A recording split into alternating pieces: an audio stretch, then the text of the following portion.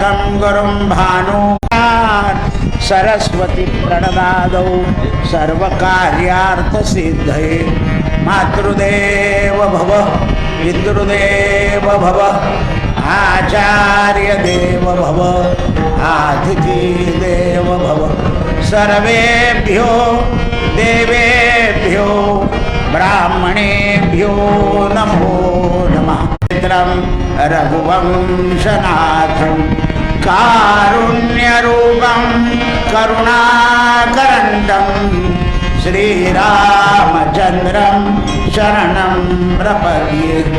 मनोजवं मारुततुल्यवेगं इन्द्रियं बुद्धिमतां वरिष्ठं वातात्मजं वा श्रीरामदूतं शरणं प्रपद्ये।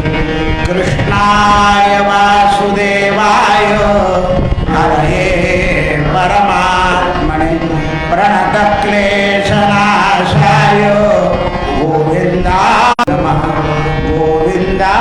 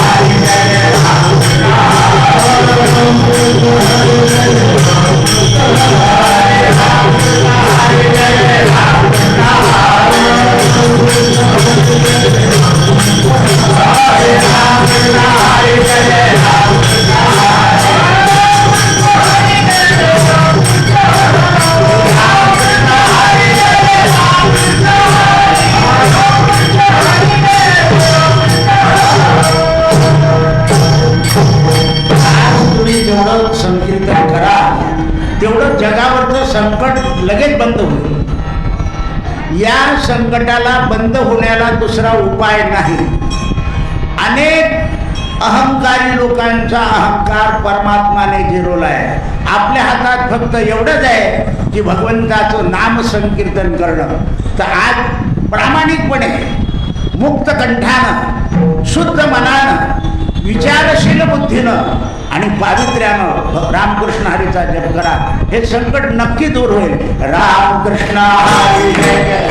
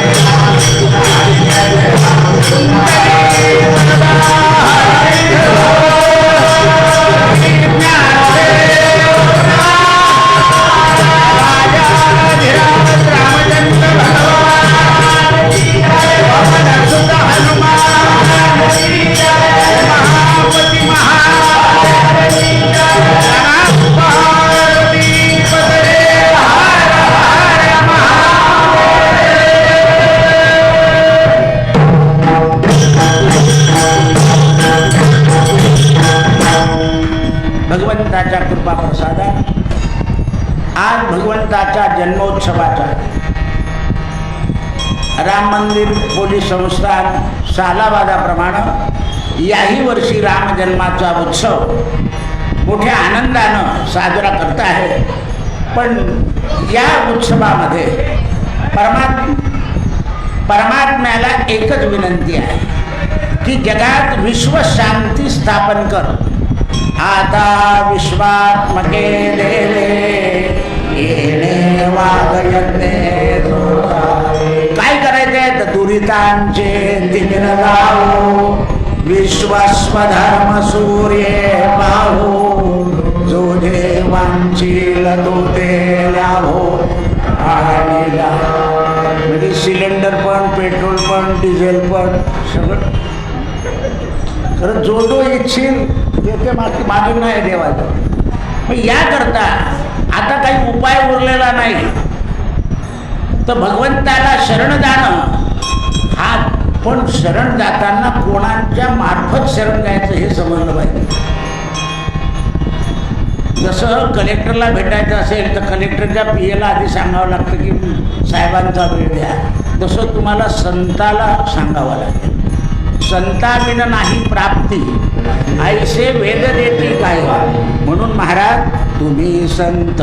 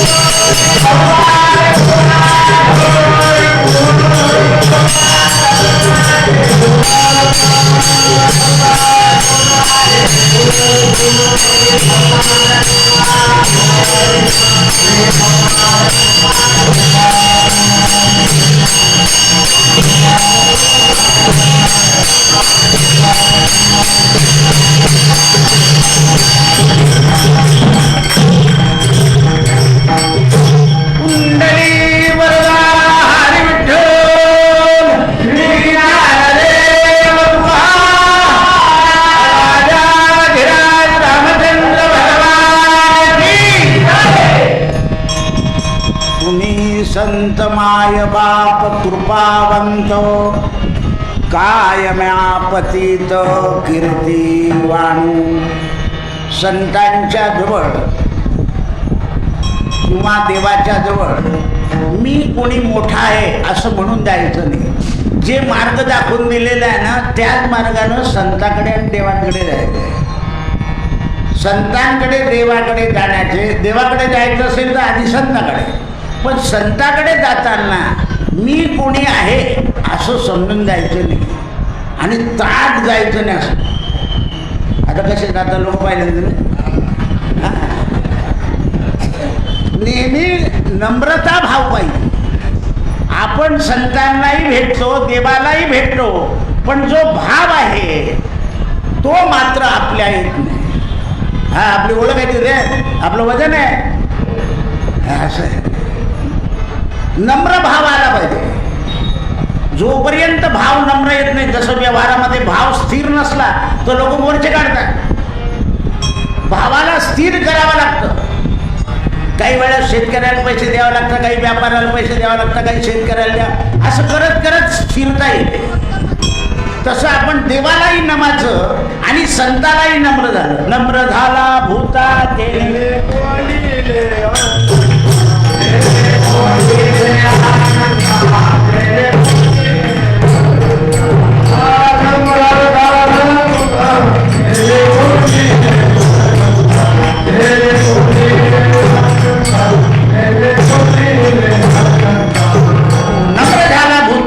त्याने कोंडिले अनंता. बलिराजा नमला, राक्षस होता, देवाला 4 महिने राहावं लागलं. मग नम्रता कोणाजवळून शिकायची तर देवाजवळ नम्रता नाही आहे, नम्रता संतांजवळ आहे. म्हणून तुम्ही संत माय बाप, जरी मुलं चुकले तरी आई वडील क्षमा करून द्यायचं, आता सुधरून जाईल तो. आता शिर्डीला जायला लागला, आता शेगावला जायला लागला, आता स्वामी समर्थांकडे जायला लागला, व्यसन सुटलं, आई वडील विसरून जातात. त्याप्रमाणे तुमचा अहंकार सुद्धा संत विसरून जातात. पण तुम्ही त्यांच्यासमोर अहंकार केल्यामुळे तुम्हाला जे पाप लागतं ते मात्र जात नाही.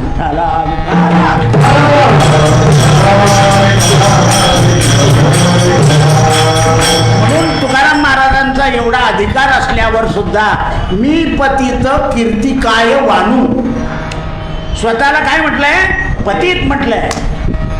आणि परमात्मा कोण आहे? पतित पावन. रघुपती राघव राजा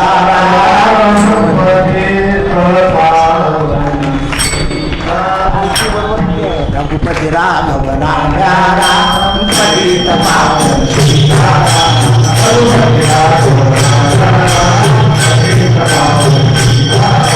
ही चाल अंत्ययात्रेची आहे, हे कळायला पाहिजे. चाल कोणती म्हणून चालत नाही, चालेचं ज्ञान पाहिजे. चालता चालता चाल लावता येत नाही, चालता चालता चाल लाव. अनेकांच्या मागे उभं राहावं लागतं तेव्हा चाल चालते.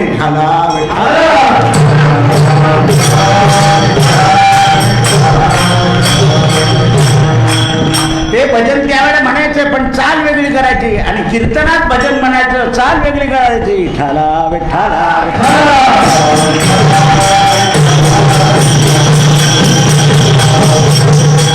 महाराज म्हणतात, मनोनी जनासी शहाणे करूनही सोडावे. आपण गोंधळून ठेवतो, आपणच शहाणे असं समजतो. पतित पावन सगळ्यांकरता आहे, म्हणजे शवाचं सुद्धा कल्याण होतं देवाच्या नावाने. अंत्ययात्रेमध्ये जर भजन केलं, कीर्तन केलं तर त्या शवाचं अर्धपाप नष्ट होऊन जातं. म्हणून आता नवीन पद्धत निघाली आहे. कोणी गेलं की लोक हरे राम हे म्हणतात, ही चांगली आहे. कारण त्या घरामध्ये ती शुद्धी होते, अशुद्धी राहत नाही. कारण हरे राम मंत्र जो आहे, शुची वा अशुची, पवित्रपणात म्हणा का अपवित्रपणात म्हणा, तो जीवाला शुद्ध करतो. म्हणून पण त्याची लय मात्र व्यवस्थित ठेवली पाहिजे. एकदम मोठ्याने नाही म्हणायची, त्या शवाजवळ हळूहळू म्हणायची. आणि मंदिरामध्ये संतांमध्ये जेवढं काही तुमच्यामध्ये बल शक्ती असेल तेवढ्या उच्चारानं म्हणा. कारण जयघोषाने हे दोष पळून जातात. पृथ्वी, आग, तेज, वायू, आकाश यांचे जे दोष निर्माण होतात, ज्याप्रमाणे यज्ञातून नाश पावतात ते, त्याप्रमाणे गीतेच्या तत्वाप्रमाणे जपयज्ञाने सुद्धा दोष पडती रानो रान, दोष रानो रान पडून जातात. म्हणून नाम संकीर्तन साधन पै सोपे, जळतील पापे जन्मांतरी.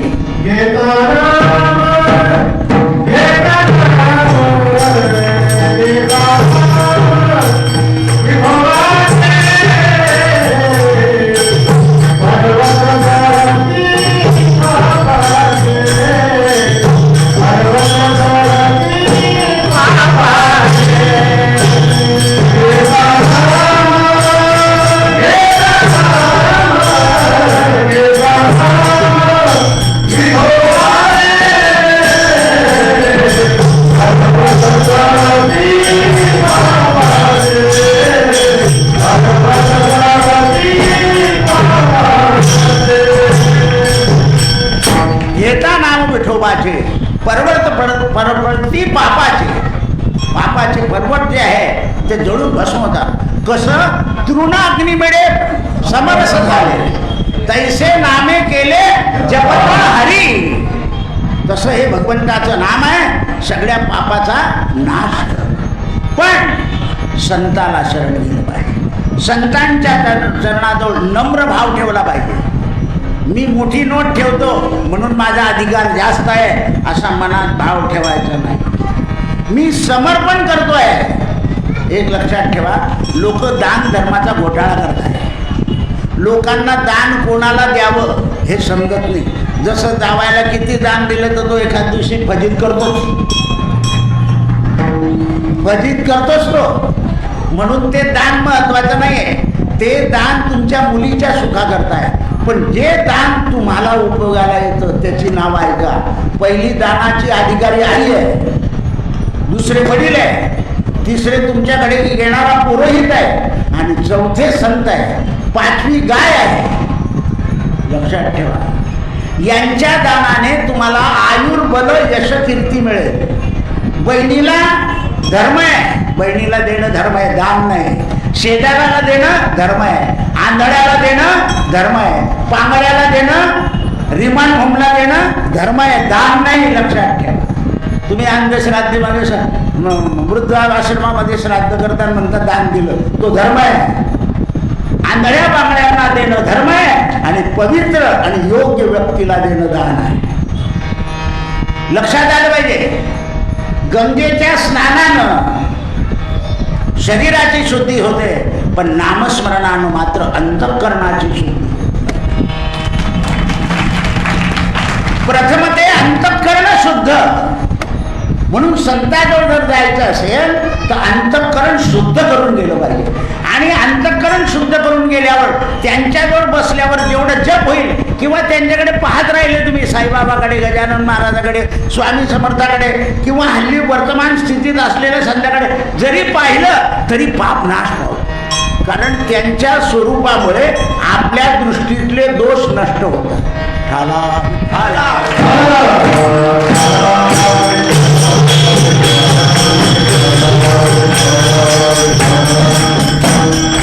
गोड तुझे रूप, गोड तुझे नाम, देई माझ प्रेम सर्व काळ. म्हणून देवाच्या भजनापेक्षा गुरुचं भजन सगळ्यात श्रेष्ठ आहे. गुरुर्ब्रह्मा गुरुर्विष्णू गुरुर्देव महेश्वरा, गुरुर् साक्षात परब्रह्म तस्मै श्री गुरवे नमः. गुरुमाता गुरु जय जय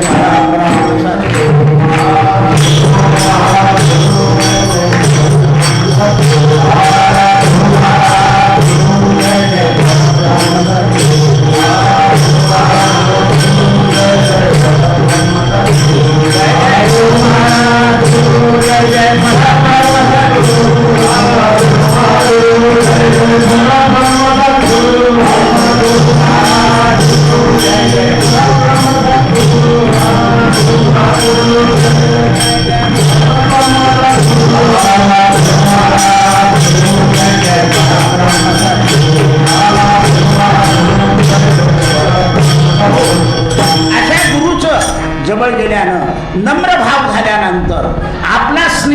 देवाबद्दल तो दुप्पट होतो. देखिले चरण वैष्णवांचे. वैष्णव म्हणजे संतच, पण जे स्वतःला वैष्णव आहे असं सांगतील ते नाही. जे म्हणतात मी तर भगवंताचा दास आहे, मी वारकरी, आम्ही वारकरी वारकरी आम्ही वारकरी वारकरी खाऊ हरीची वारी, करी हरीची वारी.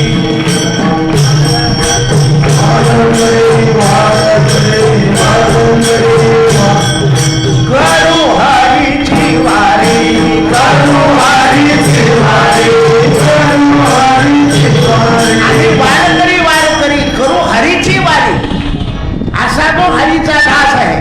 म्हणून पंढरपुरामध्ये हरिदास नावाचे संत आहे. आपल्याला काय वाटतं हे खालच्या दर्जाचे नाही, ते हरीचे दास आहे. रामदास हरिदास. ज्याप्रमाणे रामाचा जन्म आहे ना, त्याप्रमाणे समर्थ रामदास स्वामीचा जन्म सुद्धा आज आहे. कृष्णाचा जन्म ज्या दिवशी आहे त्या दिवशी आपल्या माऊलीचाही जन्म आहे. पहा, हे दोन्ही संत देवाच्याच अवताराच्या ठिकाणी. आणि म्हणून महाराज दुसऱ्या चरणात म्हणतात,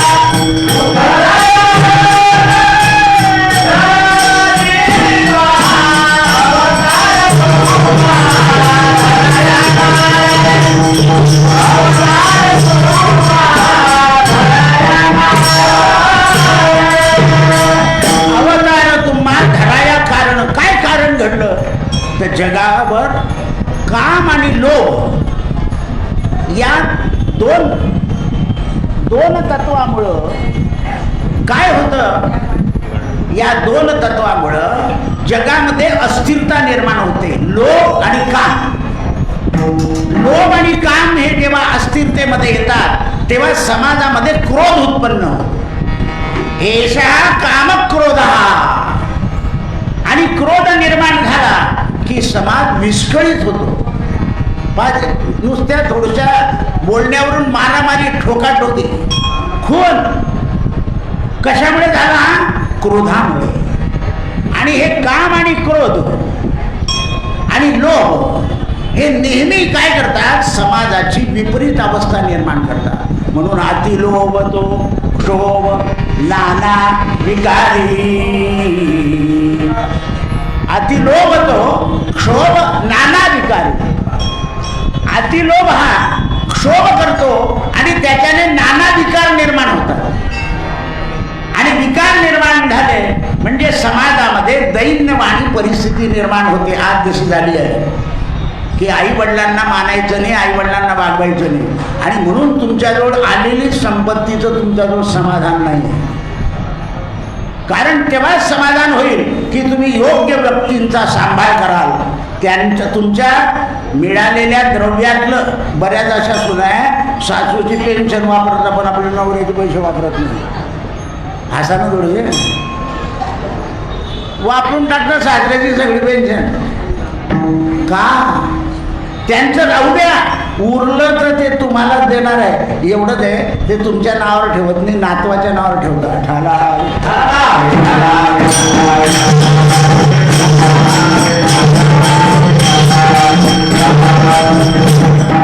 लक्षात ठेवा, तुमच्या पगारातलं, तुमच्या धनातलं ते आई वडिलांना उपयोगी आलं पाहिजे, तर तुमची संपत्ती तुम्हाला शांती आणि समाधान देईल, नाही तर देत नाही. लक्षात ठेवा.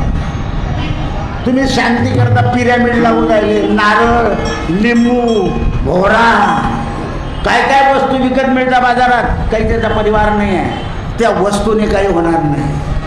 तुमच्या घरामध्ये स्नेह निर्माण झाला पाहिजे आणि प्रेम निर्माण झालं. म्हणून ज्ञानोबाने हा मंत्र दिलाय, राम म्हणजे सत्य आणि कृष्ण म्हणजे प्रेम. राम कृष्ण हरे राम कृष्ण हरे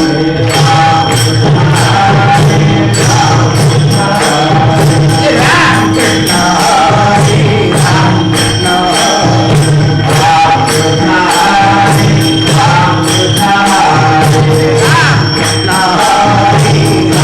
कृष्ण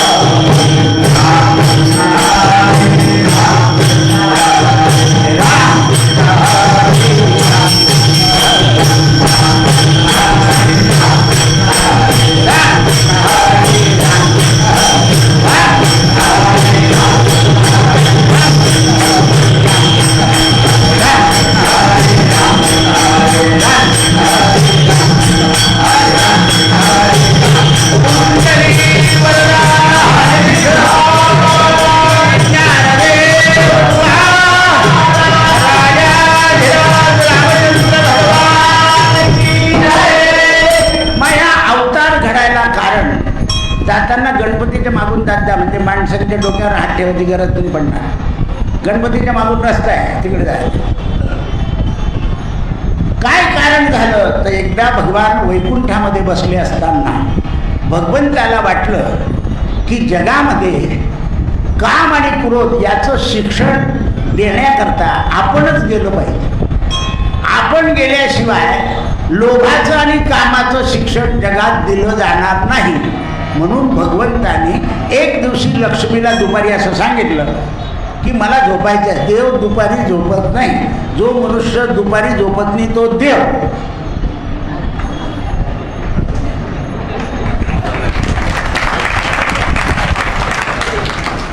हा, आणि मनुष्य घरी असताना जी बाई फिरत नाही ती पार्वती. का जो माणूस झोपला की बाई म्हणते तुम्ही झोपा, तो माणूस म्हणतो कुलबळून घ्या बाहेर फिरून येते. ती पार्वती कैलासात एकटी शंकराबरोबर राहिली, कधीच काही केलं. सती अवतारात फजित झाली होती, न सांगता बापाच्या घरी गेली म्हणून.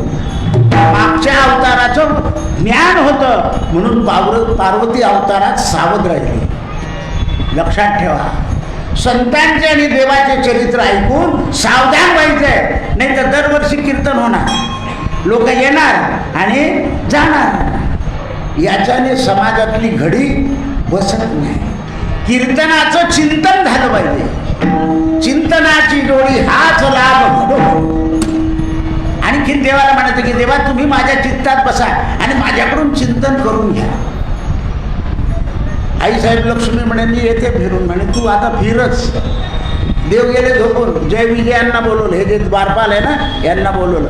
देवाच्या दरवाज्यावर 2 द्वारपाल आहे, एकाचं नाव जय आणि एकाचं नाव विजय. लोकांना काय पाहिजे असं देवापासून? जय आणि विजय, बस. म्हणून त्यांना ठेवलं की गिराईक तिकडच्या तिकडे परतवत आहे. हा, ते जय विजय रवाना करून देत आपल्याला. तुझं काम होत नाही, तुझं काम. संताप केला, सतीला अग्नीत पडावं लागलं संताप केल्यामुळे.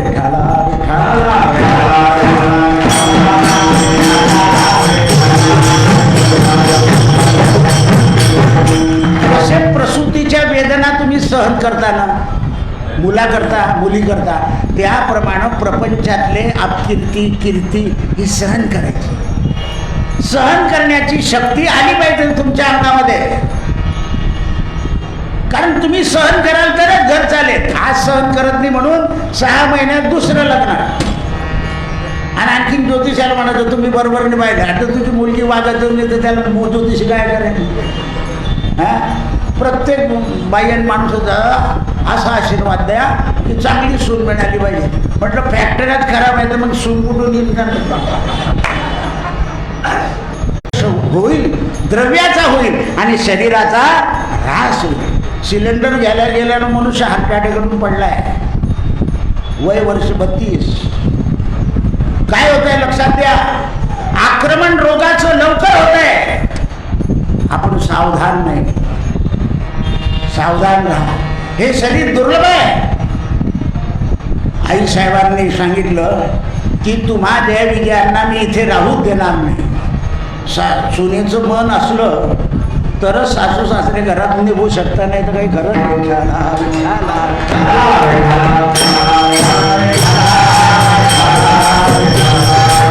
म्हणून अशी मुलगी तयार करून पाठवा की तिने घर चालवलं पाहिजे आणि घर वाढवलं पाहिजे, आणि मग तिथे भक्तिभाव केला पाहिजे. नाही तर तो भक्तिभाव काही उपयोगाचा नाही बाबा हो.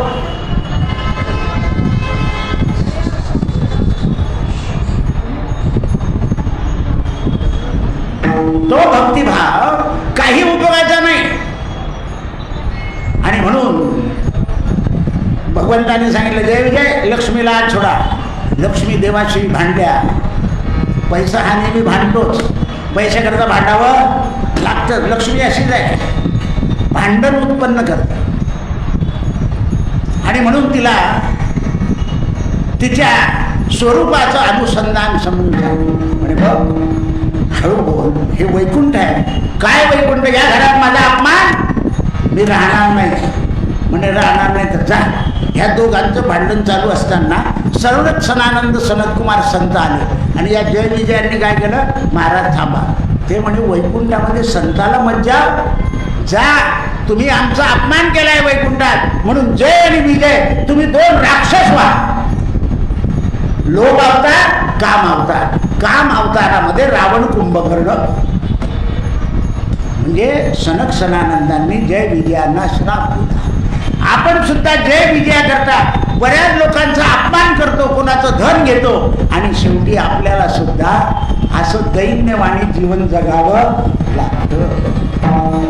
आपल्या गावठी भाषेत सांगू का, मुंड्या मोडतो ठाला.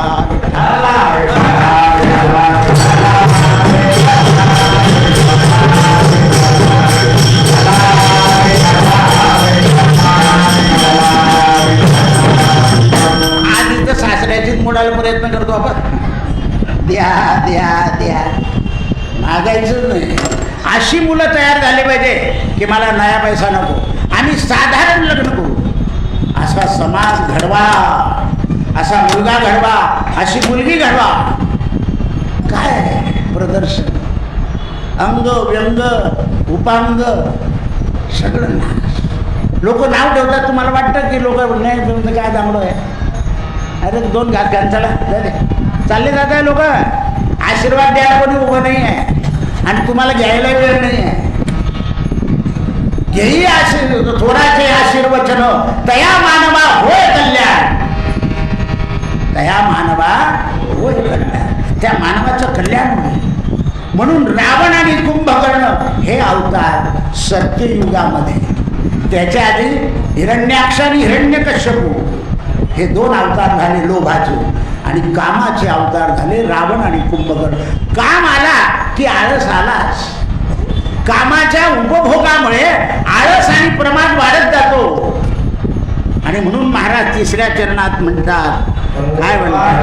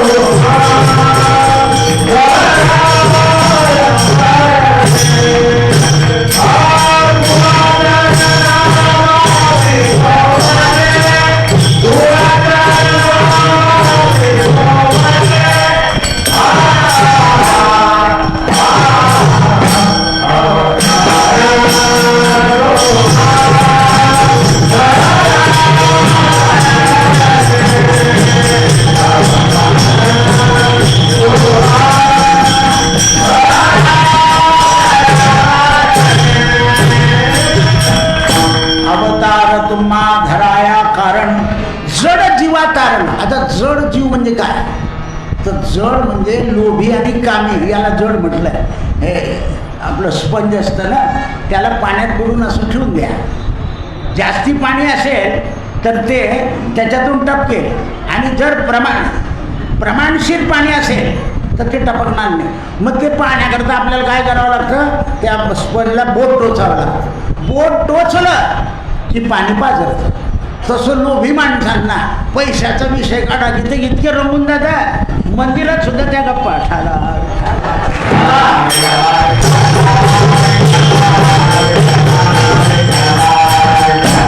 आत्ता मी एक बातमी सोडतो बा, लगेच तुमच्याकडे.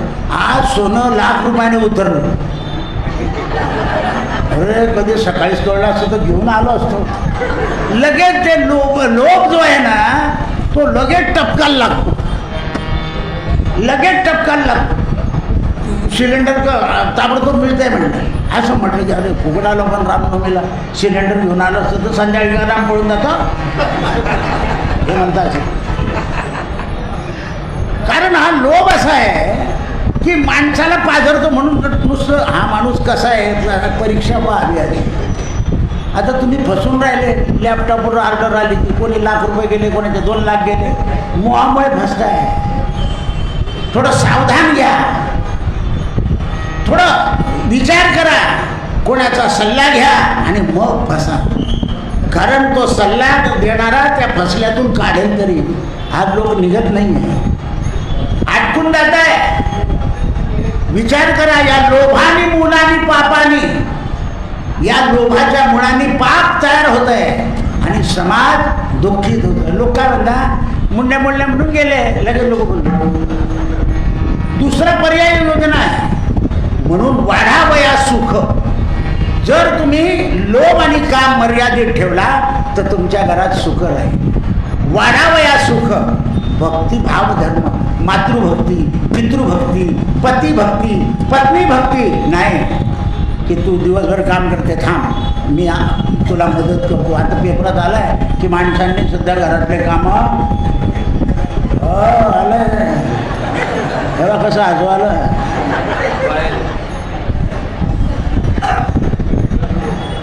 असं आहे ते का, तर एकमेकाला सहाय्य करू, अवघा धरू. एकमेकाला सहाय्य करायचं आहे, हा परमार्थ आहे.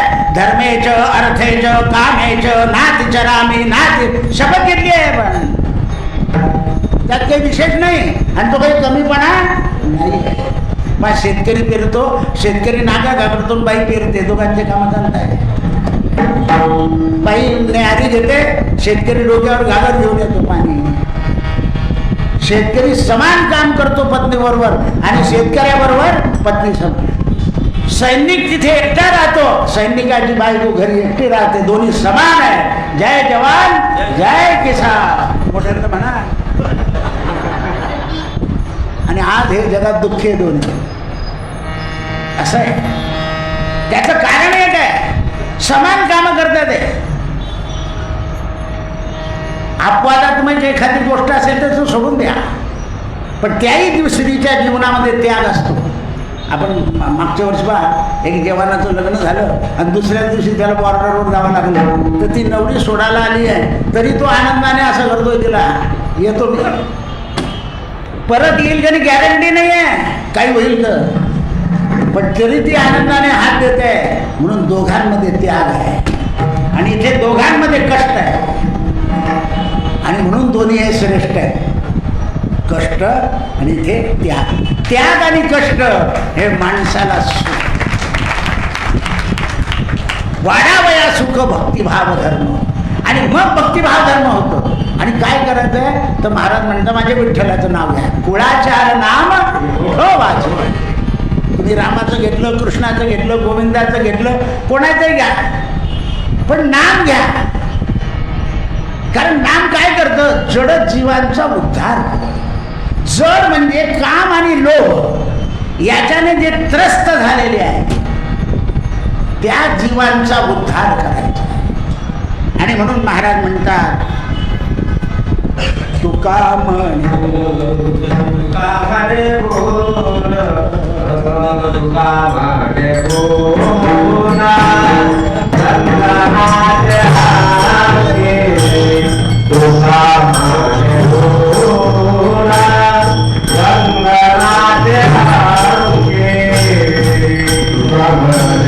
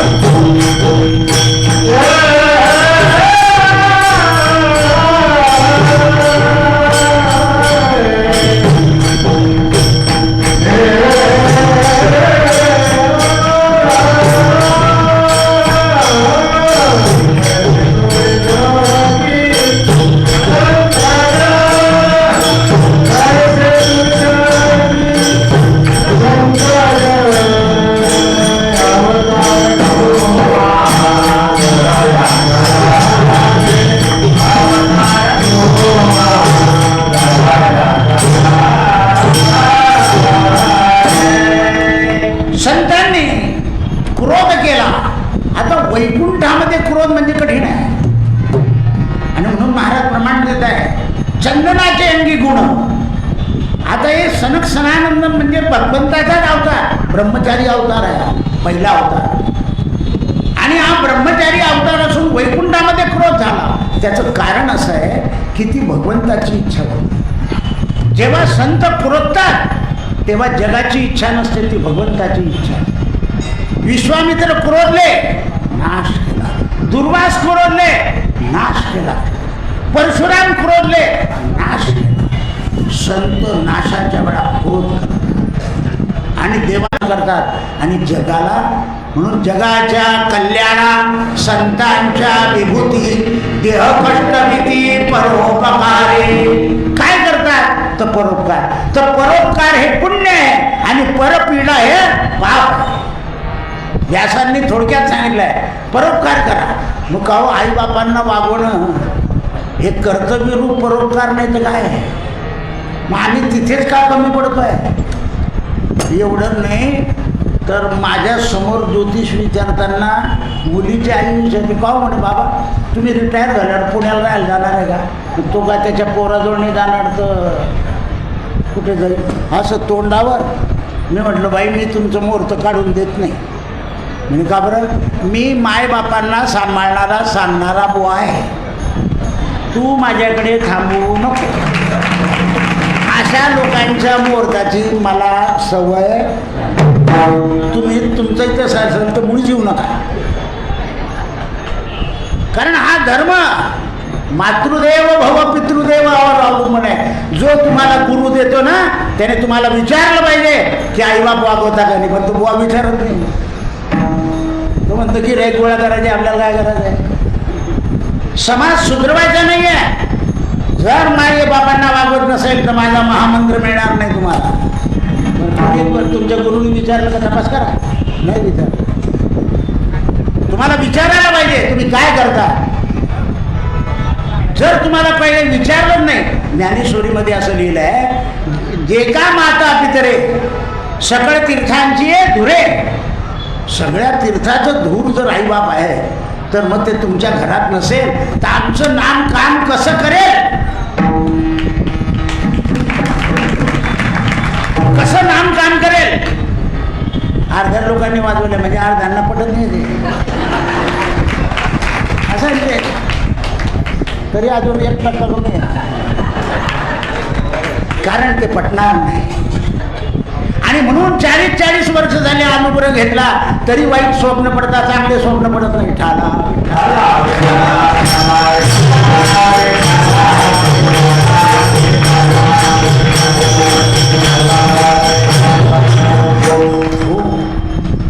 जर स्वप्नामध्ये अजून दुश्चित्त आहे तर व्यवहारात किती असेल लक्षात ठेवा. चित्ताचे ठिकाणी शुद्धी येणं अत्यंत महत्त्वाचं आहे. म्हणून लक्ष्मी घाबरली आणि सनक सनानंदांनी देवाला श्राप दिला की असे नौकर ठेवतो जे संतांचे अपमान करता, यांच्या उद्धाराकरता तुला मानव म्हणून अवतार धारण करावा लागेल. नौकराप्रमाणे मालकाला सुद्धा शिक्षा असं आहे.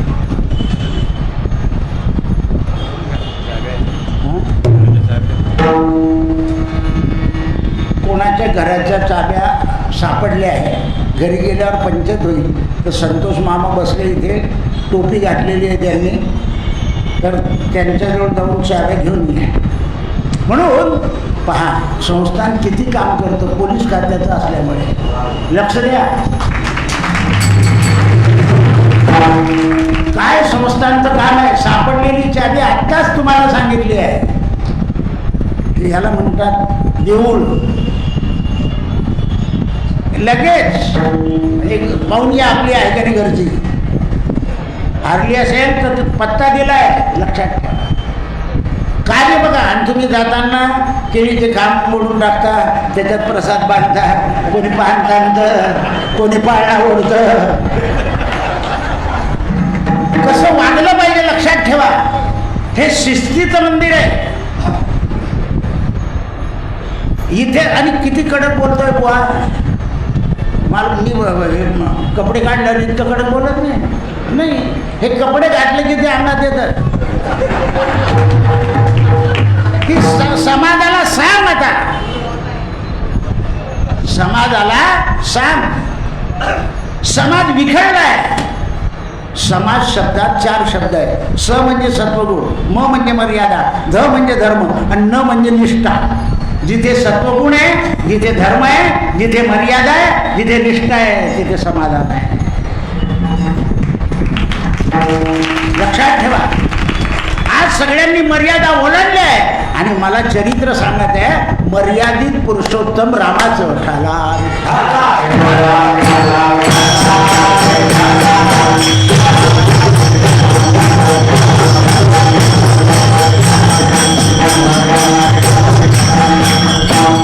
आजचा कुठे पक्वाद चांगला बोलायला लागले, अर्धा तास त्याला ताणला तेव्हा तो बोलायला लागला. तसे श्रोते ताणल्याशिवाय नीट वागत नाही. म्हणून सिद्धांत समजला पाहिजे की भगवंताला ही करायची इच्छा होती वैकुंठातून. आणि तेव्हापासून आईसाहेब कोल्हापूरला महालक्ष्मी म्हणून येऊन राहिल्या, महाराष्ट्रातच आल्या. लक्षात ठेवा. म्हणून आपल्याकडे स्त्रियांना लक्ष्मी म्हणण्याची पद्धत आहे. हे इंग्रजांपासून बाया बाया बाया शब्द आला. विदर्भामध्ये अजून कोणाच्या घरची लक्ष्मी असं बोललं जातं. आपल्याकडे सुधारित आवृत्ती आहे. बायका आल्या, बायका आल्या नाही, लक्ष्मी आल्या. किती गोड वाटतं. तुमच्यामध्ये भजनाला सुद्धा लक्ष्मी म्हणा, शब्द नीट वापरले पाहिजे. हे सिद्धांत आहे. विदर्भामध्ये अजून सुद्धा लक्ष्मी शब्द आहे. कारण आईसाहेब लक्ष्मी तिथे जन्माला आल्या होत्या, अमरावती. त्याचं कारण आहे, अजून शब्द टिकलेला आहे. डॉक्टरीन झाल्या तरी विदर्भात स्त्रियांच्या डॉक्टरींचं प्रमाण जास्ती आहे. मग तुम्हाला कसं माहिती? कुंडल्या येतं म्हणून कळतं. त्याला इलाज नाही, कारण लक्ष्मी आहे, आईसाहेबाला आहे. आणि भगवंताला अवतार धरायचं कारण पण नाही. तर काम आणि क्रोध आणि काम आणि लोभ आणि काम हे जेव्हा थैमान घालतात तेव्हा आता सुद्धा लोभ दुसऱ्याची सत्ता पाहिजे, दुसऱ्याचं वैभव पाहिजे, केवढा क्रोध होतोय. आणि म्हणून क्रोध करू नका असं सांगेल कोण? तर संत. म्हणून संताविण नाही प्राप्त, ऐसे वेद देते वाही. वेदाने सुद्धा सांगितलं हे सनक सनानंदांनी श्राप. आणि दुसरा मुद्दा असा आहे, देवाला अवतार घेण्याकरता सुद्धा ब्राह्मणांना श्राप द्यावा लागतो. आणि देवाचा अवतार संपायची वेळ आली की ब्राह्मण श्राप देतात, ते झालं, देवाला जावं लागतं. म्हणून देवाच्या अवताराला कारण संत आहे. म्हणून पहिल्या चरणात महाराज म्हणतात, तुम्ही संत माया पाप कृपा. तुम्ही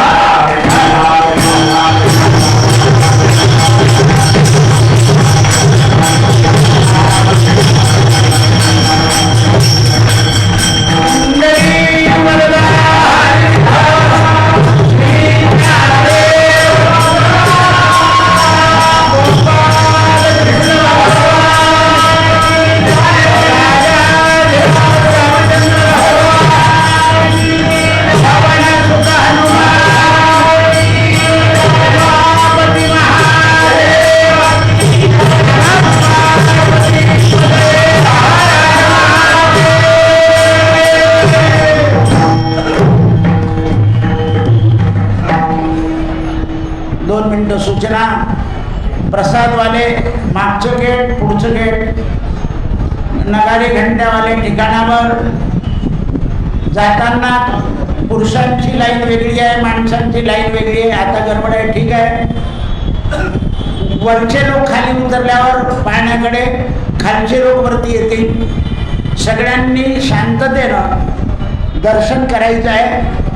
तशी काही जास्ती भीड नाही आहे, तर शांततेनं दर्शन झालं पाहिजे, व्यवस्थित प्रसाद मिळाला पाहिजे. जन्मानंतर रामाच्याच बाजूला प्रसाद मिळेल प्रत्येकाला. सकाळीच खिरापत असते आणि संध्याकाळी आपला 12 नंतर सुंठवडा असतो. सगळ्या सूचना झाल्या. हातात गुलाब, अक्षदा, फुलं आपले ठेवा. तुळशीपत्र ठेवू नका, कारण तुळशीपत्र खाली पडायला नको आणि त्याच्यावर पाय पडायला नको.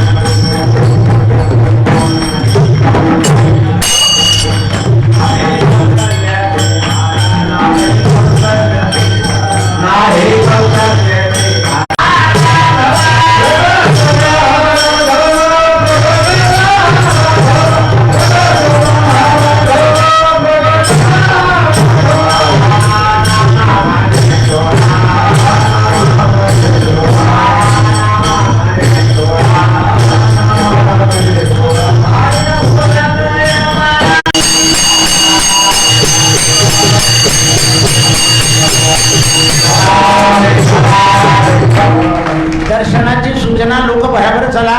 2 मिनिटात पडदा पडणार आहे, कारण जन्माची वेळ होत आली आहे. बराबर बराबर बराबर दर्शन करून मोकळे व्हा, म्हणजे पडदा टाकायला मोकळं होईल, देव बाहेर आणायला बरं होईल. रघुपती राघव राजा राम